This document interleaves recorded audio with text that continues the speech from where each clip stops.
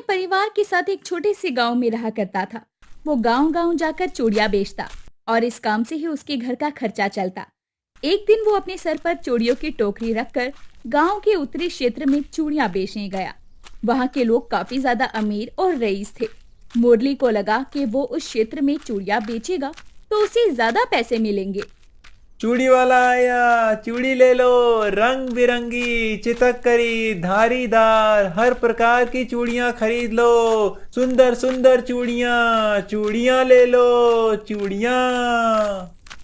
मुरली की आवाज सुनकर बड़े बड़े घरों की बहू बेटियां चूड़ियां देखने के लिए निकली और वो एक साथ इकट्ठा होकर मुरली को घेर लेती हैं। मुरली एक ऊंचे स्थान पर अपनी चूड़ियों की टोकरियों को नीचे रखकर उन्हें चूड़ियां दिखाने लगता है। इतनी सारी हर प्रकार की चूड़ियां देखकर उन महिलाओं में चूड़ियां खरीदने की लालसा बढ़ रही थी। वो मुरली से कहती है, अरे ये लाल वाली चूड़ियां कैसे दर्जन दे रहे हो? अरे बहन जी, सावन के महीने में लाल चूड़ियां का क्या करोगे आप? आपके लिए ये हरी चूड़ियां लेकर आया हूँ। ये चूड़ियां आपके हाथों पर खूब जचेंगी। एक बार पहन कर देखिए। हाँ हाँ भाई साहब, आप बिल्कुल सही कह रहे हैं। सावन के महीने में तो सब कुछ हरा हरा ही अच्छा लगता है। चारों ओर सिर्फ हरियाली ही हरियाली। चारों तरफ गरजते हुए बादल, वो भी काले रंग के। मोर को बुलावा देते हुए कितने सुहाने दिखते हैं। उस पर प्यारी प्यारी लड़कियां और महिलाएं हरी चूड़ियों को छनकाते हुए गीत गाती हैं। अरे बस बस बहन जी, आप तो दिन में ही सपने देखने लगी। रुकिए, मैं आपको इससे भी अच्छी हरी हरी चूड़ियां दिखाता हूँ। मुझे विश्वास है कि वो आपको और भी ज्यादा पसंद आएंगी। मुरली उन महिलाओं को और चूड़ियां दिखाने लगता है, जिसे पसंद करके वो महिलाएं चूड़ियां खरीद लेती है और उसे मुंह मांगे दाम देकर वहां से विदा करती है। मुरली घर जाते जाते मन में सोच रहा था, आज तो मेरी लॉटरी लग गई। मेरी सारी चूड़ियां बिक गईं और मुझे पैसे भी ज्यादा मिल गए। जब मैं ये पैसे संध्या को दूंगा तो वो बहुत खुश हो जाएगी और आज शाम के खाने पर बढ़िया पकवान बनाने के लिए भी कहूंगा। आखिर खुशी का समय है। मेरी सारी चूड़ियां बिक जाने के बाद तो मानो मैं अमीर ही बन गया। मुरली की आज की अच्छी कमाई हो चुकी थी, लेकिन शायद उसकी किस्मत को कुछ और ही मंजूर था। मुरली रास्ते पर अपने ख्याली पुलाव पकाते हुए जा रहा था। तभी उसे रास्ते में कुछ गुंडे मिलते हैं, जो कि मुरली को पकड़ लेते हैं और एक गुंडा मुरली की गर्दन पर चाकू रखते हुए बोला, तेरे पास जो भी धन दौलत है वो सब मेरे हवाले कर दे, नहीं तो तुझे अपनी जान गंवानी पड़ सकती है। अगर तूने कोई भी चालाकी की तो तू सीधा ऊपर जाएगा। इसकी अच्छे से तलाशी लो और जो भी मिल जाए उसे अपने पास रखकर इसे छोड़ दो। ज्यादा आनाकानी करे तो वहीं इसकी गर्दन पर छुरा भोंक देना। मुझे छोड़ दो, मेरे पास कुछ नहीं है, मुझे जाने दो। मुरली के इतना छटपटाने के बावजूद उन गुंडों ने उसको नहीं छोड़ा और उसके सारे पैसे अपने पास रख लिए। उसे कंगाल कर कर वहीं छोड़ दिया।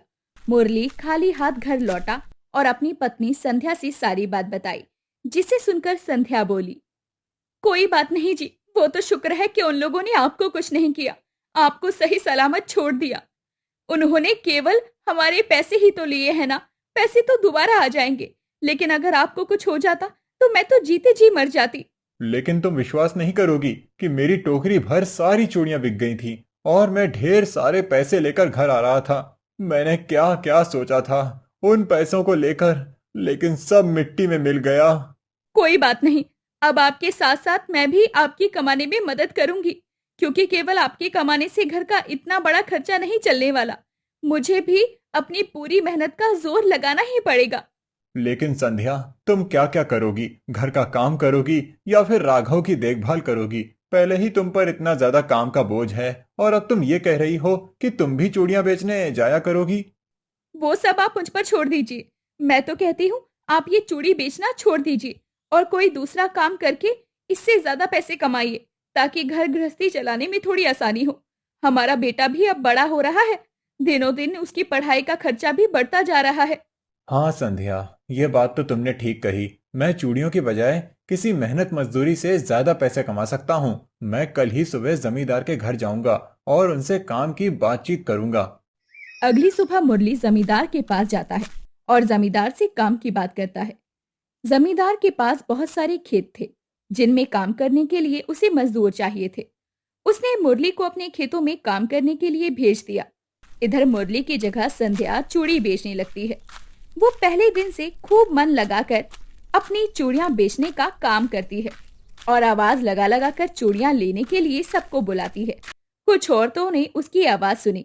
वो औरतें संध्या के पास आकर बोली, अरे बहन जी, ये चूड़ियां कैसे दर्जन दी है? 20 रुपए दर्जन। बाजार से भी कम दाम में आपके लिए मैं चूड़ियां लेकर आई हूँ। और बाजार की चूड़ियां इतनी ज्यादा सुंदर नहीं होती जितनी कि मेरी चूड़ियां सुंदर है। चाहे तो आप आजमा कर देख लीजिए। लेकिन आप तो बहुत महंगे दाम बता रही हो। बाजार में तो केवल 15 रुपए दर्जन ही चूड़ियां बिक रही हैं। अगर आपको 15 रुपए दर्जन चूड़ियां देनी है तो दीजिए, वरना यहाँ से आगे बढ़िए। अरे अरे बहन जी, आप चूड़ियों की गुणवत्ता तो देखिए।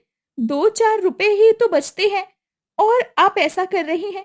अगर हम खरीद के दाम पर आपको चूड़ियां बेचेंगे तो हमारा घर कैसे चलेगा बहन जी? आप भी तो सोचिए ना।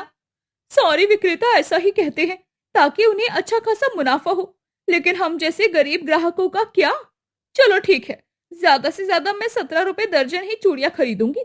अब मैं इससे ज्यादा पैसे बढ़ाकर नहीं दे सकती। ठीक है, आप मुझसे 17 रुपए दर्जन ही चूड़ियां ले लेना।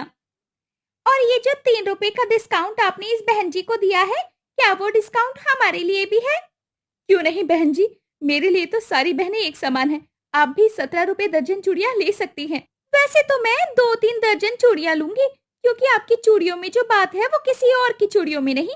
कितनी सुंदर रंग बिरंगी चूड़ियां हैं, जिसमें अलग अलग डिजाइन की चूड़ियां भी रखी है आपने। वैसे तो हम बहुत कंजूस हैं, लेकिन आपकी चूड़ियां हमें बहुत पसंद आई, इसलिए मैं आपको पूरे पैसे दूंगी। जी धन्यवाद आपका।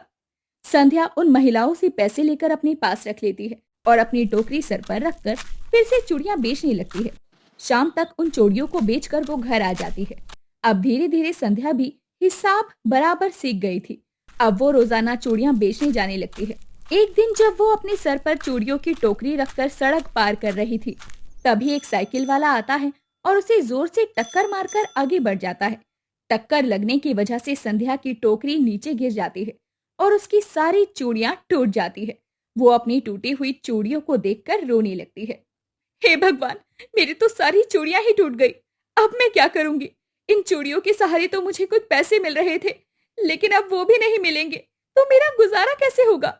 इनका भी काम ठीक से नहीं चल रहा जो वो मुझे नई चूड़ियां ला कर दे दें। आज तो एक भी चूड़ी नहीं बिकी और नुकसान मुझे 10 गुना हो गया। संध्या खाली टोकरी को उठाती है और घर वापस लौटती है। आज मुरली घर जल्दी आ गया था और संध्या को उदास घर आती देखकर वो बोलता है, क्या हुआ संध्या, तुम बहुत बुझी बुझी नजर आ रही हो। कुछ हुआ है क्या? क्या बताऊं जी मेरे साथ क्या हुआ। आज एक साइकिल वाले ने मुझे टक्कर मारी, जिसकी वजह से मैं गिर गई और मेरे गिरने की वजह से सारी चूड़ियां टूटकर नीचे बिखर गई। पूरे दिन में एक भी दर्जन चूड़ियां नहीं बिकी है, लेकिन नुकसान तो देखो बहुत भारी हो गया। अरे तो क्या हो गया, चूड़ियां ही थी ना, फिर से आ जाएंगी। शुक्र मनाओ, बात सिर्फ चूड़ियों पर ही खत्म हो गई। साइकिल वाले ने अगर तुम्हें जोर से टक्कर मार दी होती तो तुम्हें चोट लग सकती थी। चूड़ियां टूटकर तुम्हारे हाथों और पैरों में चुभ भी सकती थीं। लेकिन नुकसान तो नुकसान होता है ना जी, और उसकी भरपाई तो मुझे कैसे ना कैसे करके करनी ही पड़ेगी। तुम कौन से लाला के यहाँ काम कर रही हो जो तुम्हें जुर्माना देना पड़ेगा? पता है, आज मुझे जमींदार साहब ने तनख्वाह दी है। उन्होंने पूरे 10,000 रुपए दिए हैं। क्या कहा? 10,000? ये तो बहुत अच्छी बात है। अब तो हमारे घर का खर्चा चलाने में कोई दिक्कत परेशानी नहीं होगी और बचत के लिए भी बहुत पैसा बच जाएगा। हाँ संध्या, अब मुझे ऐसा लगता है कि हमारे अच्छे दिन दूर नहीं। और तो और, जमींदार साहब ने मेरी ईमानदारी और मेहनत को देखकर मुझे हमेशा के लिए काम पर रख लिया है। अब तुम्हें चूड़ियां बेचने की जरूरत नहीं पड़ेगी। लेकिन मैं आपको अपने मन की बात बताती हूँ। जब मैं चूड़ियां बेचकर कुछ पैसे घर लाती थी, तब मुझे बहुत तसल्ली और सुकून मिलता था। मुझे ऐसा लगता था कि मैं आत्मनिर्भर हो गई हूँ और मैं भी पैसा कमा सकती हूँ, जो कि मेरे अंदर आत्मविश्वास को बढ़ाता था। चूड़ियां बेचने की वजह से मुझे लोगों से बातचीत करने में हिचक नहीं होती थी और तो और मुझे हिसाब करना भी आ गया था। अच्छा, तो ये बात है। तो तुम एक काम करो, अब से तुम घर पर ही चूड़ी बेचने का काम करो, क्योंकि तुम्हें दो पैसे कमाना ही है ना। तो तुम्हें दूसरे तीसरे गांव में जाकर चूड़ियां बेचने की क्या जरूरत है? हाँ, आपने ये बात बिल्कुल सही कही, क्योंकि गांव-गांव जाकर चूड़ियां बेचना थोड़ा मुश्किल है। जिसकी वजह से मैं बहुत बार थक जाया करती थी। लेकिन जब मुझे घर से ही चूड़ियां बेचने का मौका मिलेगा, तो मैं इस काम को यानी कि इस मौके को गंवाना नहीं चाहूंगी। ठीक है, मैं चूड़ियों के गोदाम से तुम्हारे लिए 100 दर्जन चूड़ियां ले आऊंगा। इतना तो काफी होगा एक महीने के लिए। हाँ हाँ, इतना तो बहुत है। अब संध्या घर से ही चूड़ियां बेचने का काम शुरू कर देती है। अब उसके पास ज्यादा से ज्यादा ग्राहक आने लगे, क्योंकि घर पर वो तसल्ली से बैठकर सभी को चूड़ियां दिखाती और उन्हें पहनाया भी करती, जिस वजह से लोग उससे काफी प्रसन्न थे। वो रोज एक खाट पर चूड़ियों को द्वार पर सजाकर रख देती। ग्राहक उसकी सुंदर सुंदर रंग बिरंगी चूड़ियां देखकर आकर्षित होते और उसके द्वारे पर आकर संध्या से चूड़ियों के दाम भी पूछते। संध्या अब उन्हीं चूड़ियों को बेचकर अच्छा खासा पैसा कमाने लगी थी। धीरे धीरे वो बाजार में अपनी एक पक्की दुकान कर लेती है। इस तरह से उसकी मेहनत और लगन के द्वारा ही ये सब मुमकिन हो पाया था। मुरली और संध्या अब अपनी गरीबी को मिटाकर खुशी खुशी अपना जीवन एक साथ जीते हैं।